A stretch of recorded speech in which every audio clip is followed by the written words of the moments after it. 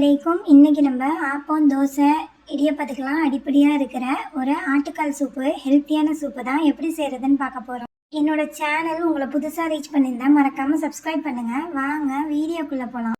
இதுக்காக வக்கி சுத்தம் பண்ண ஒரு ஆட்டுடைய 4 கால்களை நான் வெந்நீரில் 10 நிமிஷம் ஊற வச்சுக்கிறேன். இப்போ உள்ள சின்ன பிள்ளைங்க கூட கை கால் வலிக்குது, உடல் சோர்வாக இருக்குதுங்கிறாங்க. அந்த மாதிரி உள்ளவங்களுக்கு இந்த மாதிரி சூப்பு அடிக்கடி போட்டு கொடுங்க.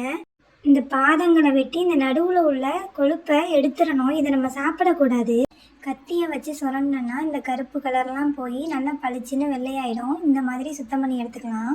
இப்போ ஒரு குக்கர் அடுப்பில் வச்சு 2 டேபிள் ஸ்பூன் ஆயில் ஆட் பண்ணி பட்டை, கிராம்பு, ஏலக்காய் ஆட் பண்ணி இது நல்லா கொதி வந்ததுக்கப்புறம் ஒரு பெரிய சைஸ் வெங்காயத்தை உள்ளே சாப் பண்ணி சேர்த்து வதக்கிக்கிறேன். இஞ்சி பூண்டு பேஸ்ட்டு 2 டேபிள் ஸ்பூன் ஆட் பண்ணி இதில் பச்சை வாசம் போகிற வரையும் வதக்கி 2 பச்சை மிளகாய் சேர்த்து ஒரு பெரிய சைஸ் தக்காளியை சாப் பண்ணி சேர்த்து நல்லா வதக்கி இதை நல்லா மசிச்சுக்கலாம்.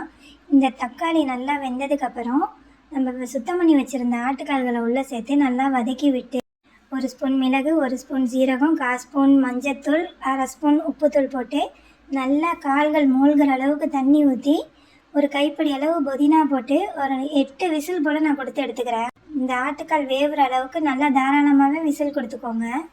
இப்போ குக்கரை திறந்தா ரோட்டுக்கடை ஆட்டுக்கால் சூப்பு நம்மளுக்கு தயாராகிடுச்சு. இதை இப்படியுமே சாப்பிட்லாம், ரொம்பவுமே டேஸ்ட்டாக இருக்கும். ஆனால் ஒரு சின்ன ட்விஸ்ட்டு, இது கூட ஒரு 4 சில்லு தேங்காய், 10 பாதம், 1 ஸ்பூன் சோம்பு சேர்த்து நல்லா பேஸ்ட்டாக மைத்தால் அரைச்சி எடுத்துகிட்டு வந்துடுறேன். சூப்பை கொதிக்க விட்டு அந்த தேங்காய் கலவையை கொட்டி ஒரே ஒரு கொதி விட்டுக்கோங்க. ஃபைனலி மல்லித்தலைகளை கொட்டி இறக்கிட்டா சூப்பரான ஆட்டுக்கால் சூப்பு ரெடி ஆகிடும். மறக்காமல் லைக் பண்ணி ஷேர் பண்ணிக்கோங்க.